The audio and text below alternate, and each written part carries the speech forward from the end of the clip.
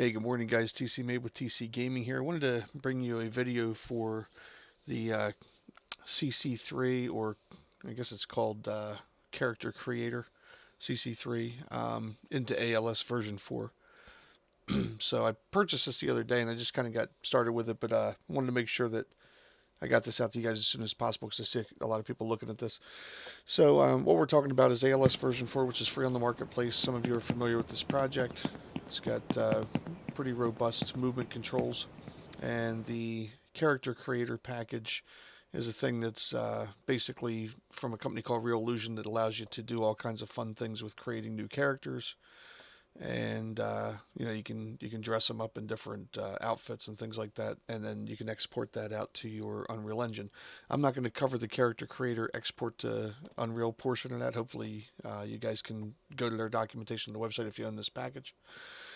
But what I wanted to show you is how to actually take a character and get it into the Unreal Engine. So the character we're going to be looking at is this warrior girl that I exported out of there.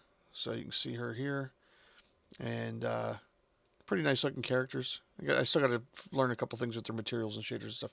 But moving into the portion of how to actually get this to work, what we want to do is we want to go and we're going to create a skeleton here from the advanced locomotion. So if you go advanced locomotion, go into the mannequin assets and find the ALS mannequin skeleton, right click on this and say duplicate. We're going to rename this to I'm going to call it CC3 underscore mannequin skeleton. Actually, I just call it skeleton. Okay, so we have a CC3 mannequin skeleton now. And what we're going to do is we're going to move this into a folder. I'm going to create a folder over here underneath of my CC3 characters. So I'm just going to right click on that and say new folder. And I'm going to call this RT underscore anims.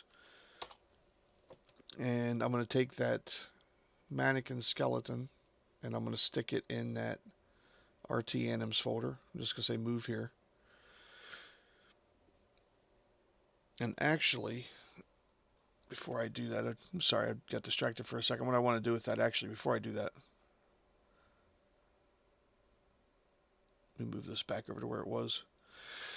After you create your CC3 mannequin skeleton, you actually have a duplicated version here of your, I want to explain this a little bit before I move it, that's why I want to do that, but you basically have a duplicate now of your original ALS version 4 mannequin skeleton. And when I go and put this over into the CC3 characters section, I have my CC3 mannequin that I just created and then the warrior skeleton that's here. So what you want to do is take your warrior girl skeletal mesh. If you right click on that and you say skeleton, assign skeleton, you can now assign her to the CC3 mannequin skeleton. And this is going to create all of the missing bones on that skeleton. And if you do this to the one that's actually attached to the ALS blueprints and all the other animation files, it'll crash your system pretty fast. So you create a copy. The copy is not tied to anything else, so you can actually add these bones to it. Okay, so it's going to show you all the different things that it's adding in here, and you just say okay. Now you can save this, and if you look at that CC3 mannequin skeleton now, what you should see is a combination of all the bones that come with the CC character and also the original virtual bones that were created for the ALS version 4 setup. So now that we have that skeleton on there, what we want to do is take that skeleton, go to the retarget manager. We want to make sure we have a humanoid, and we want to apply to the asset for our preview mesh, which in this case is just the warrior girl. And this warrior girl skeleton is no longer used by anything, so you can just go ahead and delete this. Just get it out of your life so it's not confusing you. And if you hit save all, just make sure everything's working there. I want to go back to your mannequin skeleton now and make sure that this has your humanoid rig on it, which it should. We didn't need to change anything here. And what we can do is, now that we have that skeleton, we can go over here and say right click, retarget anim blueprints, and pick that mannequin skeleton. And you should see that that pops up. And the reason it works is because it's the same exact skeleton with just additional bones on it. So we're going to change the location where we want to put this. I'm going to go to CC3 characters, and I have a folder in here called RT Anims. I'm going to hit OK and then retarget. Now I'm not renaming anything in here, and I'll show you why in just a second. If we retarget this and give it a second, it should create duplicates of all the animations that are in that file. And I'm just real quick going to say save all.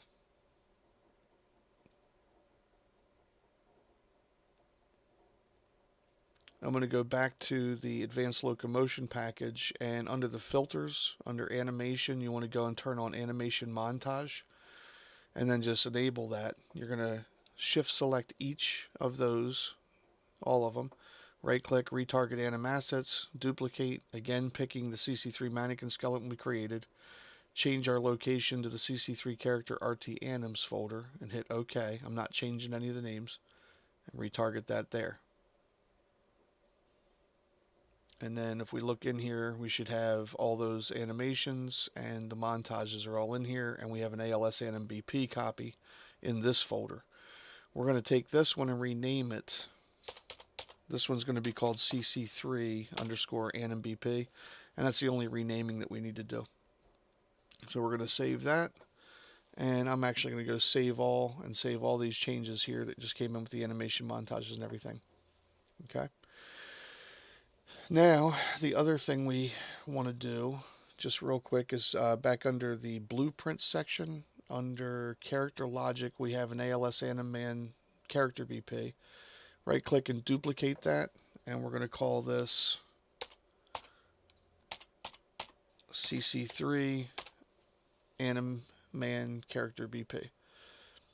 Or you could just call it CC3 character BP, anim character, or whatever. So we're going to go in here, and a couple things we want to disable real quick because they don't work with the skeleton. And I'll leave them enabled for a second. I'll show you what it does, and then I'll show you how to take care of it. So under our skeletal mesh, we're just going to change this to be our warrior girl. I usually do this in the viewport so I can see. And then under anim class, we're going to change this over to the CC3 anim BP, and you'll see that it changes her pose. Now see how she's blue? The reason she's blue is because of that construction in the event graph in here. So this event tick, where it updates the coloring system, all you're going to do is take the parent tick, drag that across over to the other node, basically bypassing this. You can see it's no longer connected on the input side. You can leave it on the output side, doesn't really matter. And then same thing here, we're going to double click the pin in between this to change the toggle for the mannequin mesh and just delete that. We're then going to compile, go back to our viewport, and we should have our character without the blue color on it. Okay. Now the reason we're changing this here is so that we have our mesh in the right spot for later. Now we want to go into our class default section of this, and under the class default section of this CC3 animation character blueprint that we just did, you're going to see a mantle system in here and mantle animations, and then some other role animations. So if you go under each of these and open them up, the reason I left everything named the same way is because what I will have in here now is two of these. So if I just pop this open and I look for the same thing that has the name on it, Montage Default, see the back end of this? If I hover over it, you can see it goes to the CC3 underscore character RT anims folder. So it makes it real easy, and then you can see that it changed.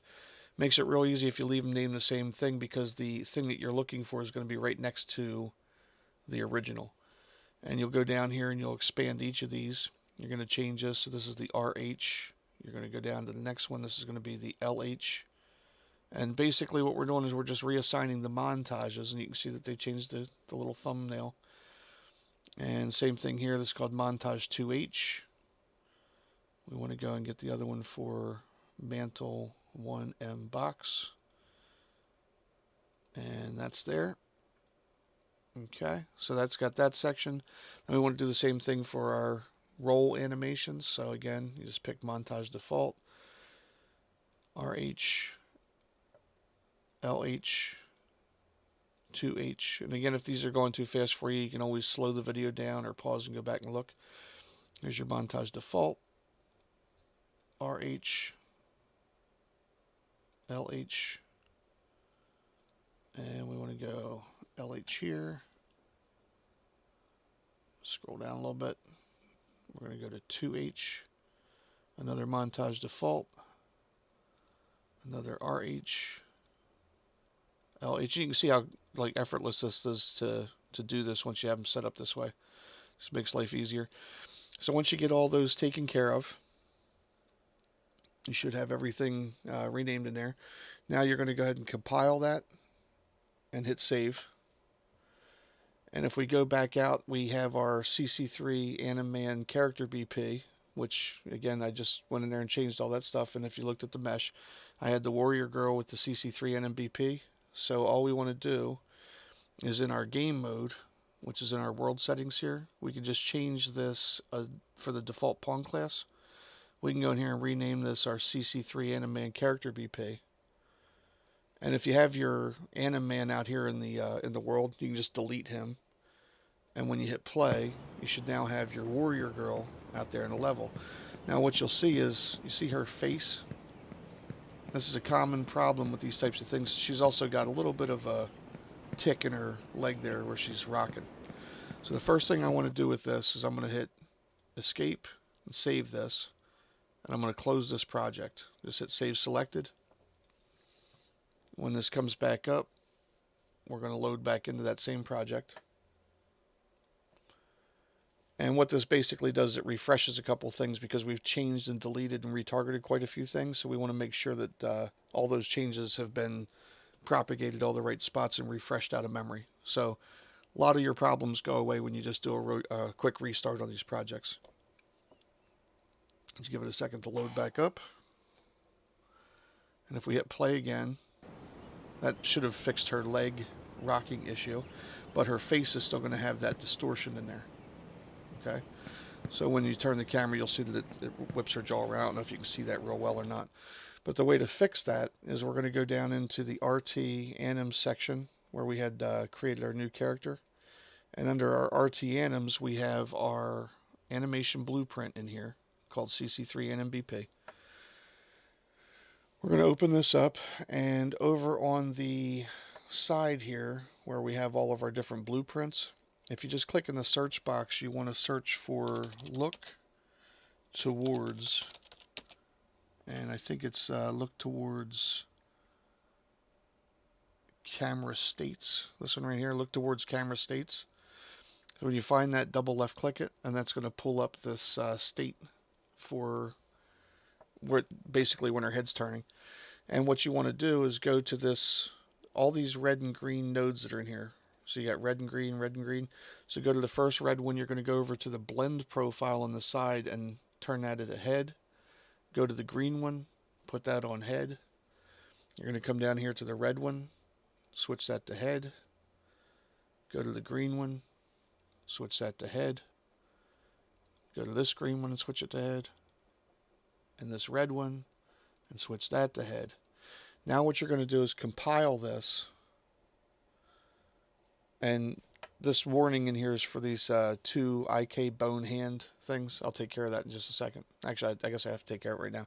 You'll temporarily bypass this. We can put those IK bones in later. I'll show you the document on my drive that shows you how to do that. We're going to go back into those camera states. And so after we compiled and saved, you're just going to hit the play button real quick. Now, that doesn't fix her face yet. You can see it's still going to do that. We go back into that graph again. After we toggled it off to the face rather, now we're going to go back to the red. And now we're going to go back and reset these. We're just going to hit clear. And we're going to go to the green one and hit clear. This red one and hit clear. This green one and hit clear. Green one here and hit clear. And this red one and hit clear. And we're going to do one more compile. One more save. And then we're going to hit play and go back out to the front end of this. And what we should have now is that her head turns without the face and the jaw and the eyes, you know, whipping out of control there. So that fixes that problem. Basically just, you know, reassigning those temporarily, I guess, remaps everything. And that's not something that I came up with. That's actually off of the Advanced Locomotion Community Discord. And the props for that goes out to Asti. And he answered that back on 6.1, and he explains that in there. As he says to fix the eyes and the mouth issue, you have to do it for the look towards input. And he says to switch the toggle on the red and the green. and then compile, run, and then go change it back to done. So that's his solution, not mine, but that is the only thing that I've found that fixes this. So now you guys should have a retargeted character, and I did F11 to make this a little bit better to see. You get this retargeted character, and she can go up and she can climb and mantle things, and go down here. Let's go back up. She's got all of her foot IK should work. If I can get her off the thing there. So her foot IK is turned on, and should be good to go. Now, if you hit the X key, that's for her ragdoll, and you can see she's out of control in the ragdoll. So here's how you fix that. If you go back into this character, back to the CC3 character section, she has a physics asset. What you want to do is highlight that physics asset and just delete it. And when it pops up this little menu, you're going to say replace the references. And we want to replace the references and go to the mannequin physics asset. And just say replace references, OK.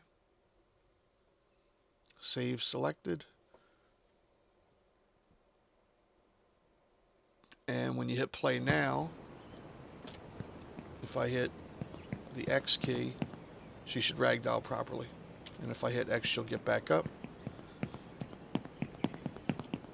And again, ragdolls properly, and X to get back up. So that is the most simplistic, accurate retargeting that I've found yet. There's a lot of other ways to do this. You'll find videos out there that'll tell you.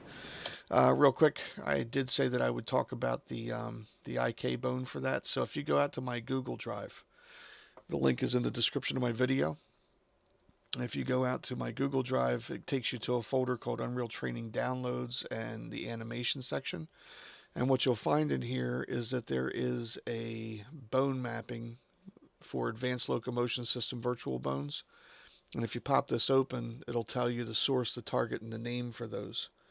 So if you just compare the two, I'm not going to do it in this video because I don't want to make this too long, but if you compare the two, excuse me, this character mannequin has an IK bone for the hand and the gun, and your new mannequin from here doesn't have the hand. So if you follow the mapping, what that would say is you're looking at the let's see, we're on the, what side of the character are we on here? We're on the left hand side. So you would go down here and find the source. So the one that says LHSIK hand is the one that you're going to want to replace in here. So this one right here, the IK hand R. So look that up in the document, VB LHSIK hand R. Where did I put it? VB LHSIK hand R right here. And the source for that is the gun, and then you create the target and the name. So the way that you would do it, I'll just do it here real quick, I'll show you.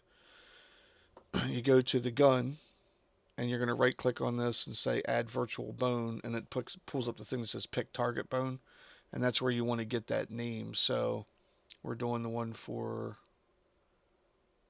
where am I at? We're doing the one for the LHSIK hand. That's why I don't like to do these early in the morning, because I can't remember what I'm doing from screen to screen. So IK hand underscore R. Let's see if I can remember that. LHS IK hand underscore R, which is LHS right here. Okay, so you highlight the gun, the RHS gun there, and then you're going to target that to IK hand R. So you right click this, you say target, add virtual bone. Target's going to be IK hand R, and then you would put the name in there. So you should be able to follow the document from that to map those. You start with the source, you right click, add the virtual bone, pick the target that's on that sheet. And it's easier if you have it in front of you, but I don't have it sitting up in front of me, so I'm not gonna worry about messing with it right this second. But there you go, guys. That's it. That is the quick and dirty version of an ALS version 4 retarget with the CC3 characters. So hopefully that helps somebody. If you guys have any questions, let me know. and I'll catch you in one of the next live streams. Take care and have a good night.